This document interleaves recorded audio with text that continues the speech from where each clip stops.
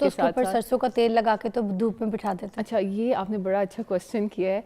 सरसों का तेल बच्चे को बिल्कुल भी नहीं लगाना, और लगा भी लिया है तो धूप में नहीं बिठाना बिल्कुल भी। उसको धूप में नहीं आपने उसे मालिश करके रखना, क्योंकि सरसों का तेल जो होता है वो फोटो सेंसिटिव होता है। फोटो सेंसिटिव का ये मतलब है कि अगर सरसों का तेल लगा के आप धूप में चले जाएंगे तो ऐसे केमिकल रिएक्शंस होंगे स्किन के ऊपर कि स्किन में रेडनेस और रैश आ जाएगा, स्किन का बैरियर ब्रेक हो जाएगा।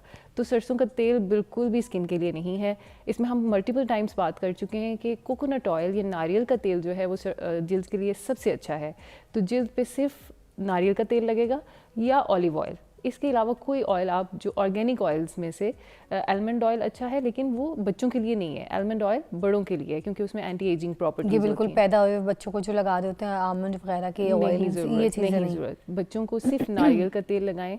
कोकोनट ऑयल बेस्ट है, उसको लगा के आप धूप में भी बिठा सकते हैं। उसमें कोई केमिकल रिएक्शन नहीं आएगा, कोई फोटो सेंसिटिविटी नहीं होगी।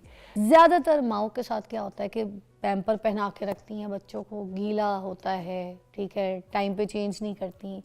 और अगर कोई पैम्पर नहीं है और अभी भी कोई गांव ग्राम में, कोई ऐसे रूरल एरियाज़ में, वहाँ पर अगर कपड़ा बच्चों को यूज़ किया जा रहा है, वहाँ पे भी बच्चों को बहुत जरासीम लगते हैं। अच्छा, जरासीम तो जरासीम, बच्चे बीमार भी उससे बहुत ज़्यादा होते हैं। हेल्थ इश्यूज़ भी बच्चों में बहुत पैदा होते हैं। सिर्फ ये नहीं कि उनको रैशेज़ हो रहे हैं, अंदरूनी बीमारियां भी बच्चों में, बच्चियों में शुरू हो जाती है अगर आपकी नैपी गंदी हो, आपके पैम्पर देर तक चेंज हो रहे हो। अच्छा, अब स्किन इरिटेट तो कर रही है, स्किन ख़राब भी हो रही है, और वो जगह जो बच्चों की नैपी वाली जगह है वो डार्क हो जाती है, काली हो जाती है, जल जल के, इरिटेट होके बच्चा चिड़चिड़ा, बात बात पे रो रहा होता है, डॉक्टरों के पास लेके जा रहे होते हैं, समझ नहीं आता, कॉलिक के ड्रॉप्स पिला रहे होते हैं हम लोग। ये सब चीज़ें फिर मैटर नहीं करती हैं। अब हम खुद ख्याल नहीं कर। कुछ बच्चे जैसे ही पैदा होते हैं तो उनके चेहरे पर बहुत ज़्यादा रैशेज़ होते हैं, तो सूजन भी होती है, स्वेल्ड अप चेहरा होता है।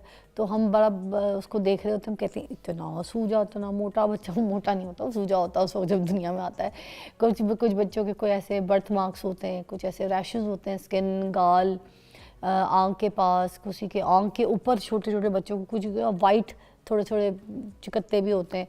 तो आज इन सारी चीज़ों के ऊपर बात करेंगे, फिर ग्रेजुअली हम एज बढ़ाते जाएंगे और तरीके से हर मरहले को डिस्कस करेंगे।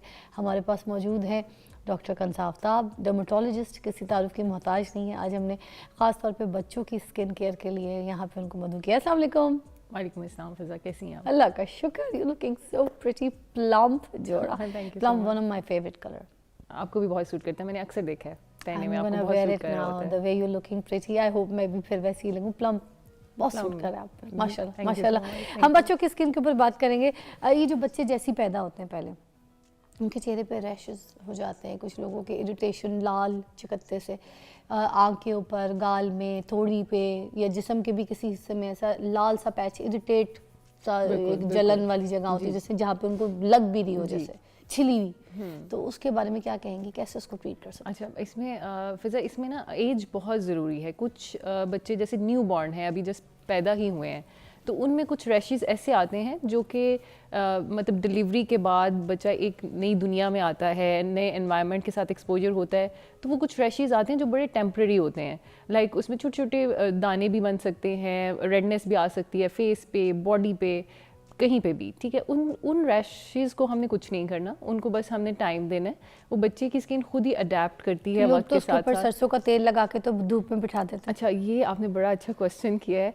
सरसों का तेल बच्चे को बिल्कुल भी नहीं लगाना, और लगा भी लिया है तो धूप में नहीं बिठाना बिल्कुल भी। उसको धूप में नहीं आपने उसे मालिश करके रखना, क्योंकि सरसों का तेल जो होता है वो फोटो सेंसिटिव होता है। फोटो सेंसिटिव का ये मतलब है कि अगर सरसों का तेल लगा के आप धूप में चले जाएंगे तो ऐसे केमिकल रिएक्शंस होंगे स्किन के ऊपर कि स्किन में रेडनेस और रैश आ जाएगा, स्किन का बैरियर ब्रेक हो जाएगा। तो सरसों का तेल बिल्कुल भी स्किन के लिए नहीं है। इसमें हम मल्टीपल टाइम्स बात कर चुके हैं कि कोकोनट ऑयल या नारियल का तेल जो है वो जल्द के लिए सबसे अच्छा है। तो जल्द पे सिर्फ नारियल का तेल लगेगा या ऑलिव ऑयल। इसके अलावा कोई ऑयल आप जो ऑर्गेनिक ऑयल्स में से आलमंड ऑयल अच्छा है, लेकिन वो बच्चों के लिए नहीं है। आलमंड ऑयल बड़ों के लिए है, क्योंकि उसमें एंटी एजिंग प्रॉपर्टीज ये होती बिल्कुल हैं। पैदा हुए बच्चों को जो लगा देते हैं आमंड वगैरह के ऑयल, ये चीज़ें नहीं नहीं। ज़रूरत। बच्चों को सिर्फ नारियल का तेल लगाएं। कोकोनट ऑयल बेस्ट है, उसको लगा के आप धूप में भी बिठा सकते हैं। उसमें कोई केमिकल रिएक्शन नहीं आएगा, कोई फोटो सेंसिटिविटी नहीं होगी।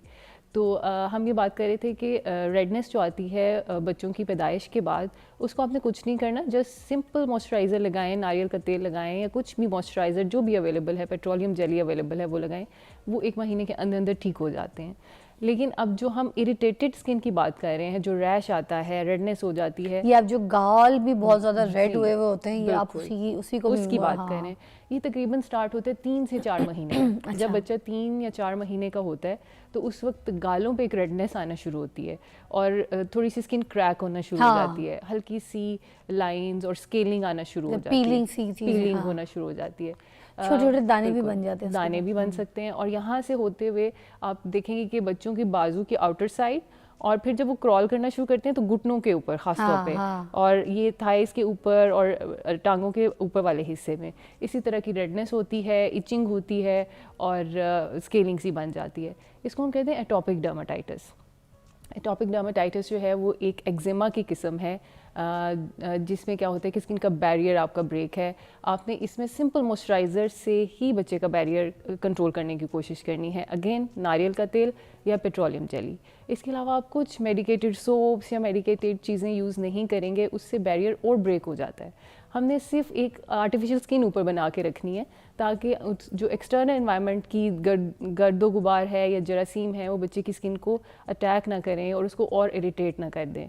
तो बस सिंपल मॉइस्चराइज़र लगा के रखना है और कुछ नहीं करना आपने। अच्छा, और ये जो नैपी वगैरह है उसमें भी बच्चों को आपको पता है कितना इरिटेट होता है जब स्पेशली उनके टाइम पे उनकी नैपी को चेंज ना किया जाए। और मोस्टली जो मदर्स हैं वो यहाँ पर इस तरह की कर देती हैं, रिस्पॉन्सिबल नहीं होती हैं कुछ हालात पे, टाइम पे। कोई जॉब वाली ख़वातीन या फिर घर में भी बच्चा का वो माँ किसी और कामों में बिजी है और लेट हो गया है, बच्चे को नैपी का रैश पड़ता ही पड़ता है। मैंने देखा हर घर में हर बच्चे को एक बार तो नैपी रैश का टिका के तकलीफ होता है। अब इस सिचुएशन में क्या करें, क्योंकि जगह भी डार्क हो जाती है, बच्चे को नैपी उसके बाद पहनानी भी दोबारा ज़रूरी। हवा लगने के लिए थोड़ी देर बच्चे को छोड़ा जा सकता है, मगर फिर भी डर यही होता है कि अभी दोबारा कोई कहानी ना कर दे, बिस्तर पे ना कर दे, सोफे पे ना कर दे। जी, सबसे पहले फिज़ा ये जो आपने नैपी की बात की है ना, नैपी फ्री टाइम ज़रूर होना चाहिए बच्चे का। अब मॉर्निंग में जब उससे आपने नहलाना धुलाना है तो उससे पहले जो भी आपने उसकी मालिश वगैरह करनी है उसमें कम से कम 3-4 घंटे का टाइम उसका नैपी फ्री लाजमी होना चाहिए हर बच्चे का, क्योंकि ये एक बड़ा आर्टिफिशियल एनवायरनमेंट है जो क्रिएट होता है नैपी वाले एरिया में। हर वक्त बच्चा इतनी अक्लूजन में होता है, ये एक नॉर्मल इन्वायरमेंट नहीं है बच्चे की स्किन के लिए कि हर वक्त नैपी चढ़ी हुई है, अंदर पसीना भी आ रहा है, यूरिन भी अंदर ही, और सारे वो बड़ा केमिकल रिएक्शन होता है और उससे फिर अच्छा, ये वेट टिश्यू से जब साफ करते हैं तब भी बच्चे को बहुत ज्यादा इरिटेशन होती है। मैंने तो नहीं फराल के टाइम पे नैपी वेट टिश्यू बिल्कुल यूज नहीं करना उसमें। मैं तो पानी में सिंक के नीचे लेके वॉश कर देती थी। एग्जैक्टली, वेट टिश्यू में ना पानी नहीं होता, उसमें कुछ और भी केमिकल्स होते हैं जो कि बच्चे की स्किन ऑलरेडी इरिटेटेड है इतनी देर एक्लूसिव रहने की वजह से, और ऊपर से वेट टिश्यू इस्तेमाल कर दिया तो बैरियर पूरा ब्रेक हो गया। वो इतना ज़्यादा सख्त केमिकल रिएक्शन होता है कि आप लगाते हैं, बार बार वेट टिश्यू से साफ कर रहे हैं और स्किन है कि ठीक होने का नाम ही नहीं ले रही होती। तो बिल्कुल उसमें सबसे पहले हम ये कहते हैं कि बच्चे को नैपी फ्री करें।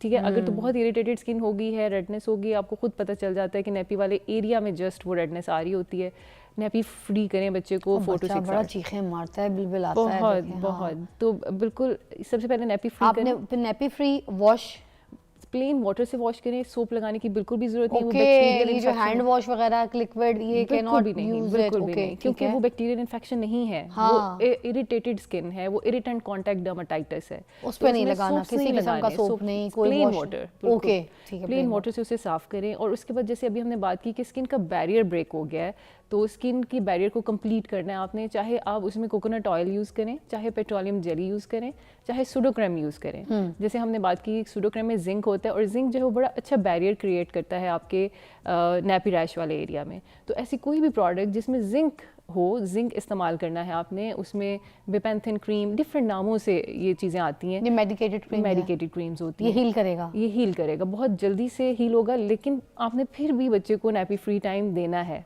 बच्चा हील कर जाएगा, स्किन बड़ी अच्छी हील होती है बचपन में, लेकिन आपने हवा ज़रूर लगवानी है। अच्छा, ये कितने टाइम तक हील हो जाता है जिन लोगों को नैपी प्रॉब्लम हो जाती है, बच्चे को हीलिंग प्रोसेस कितने दिन का होता है? जी, अगर तो आप नैपी फ्री टाइम देते हैं 4 to 6 आवर्स का, तो 1-2 दिन में बिल्कुल ठीक हो जाती है स्किन।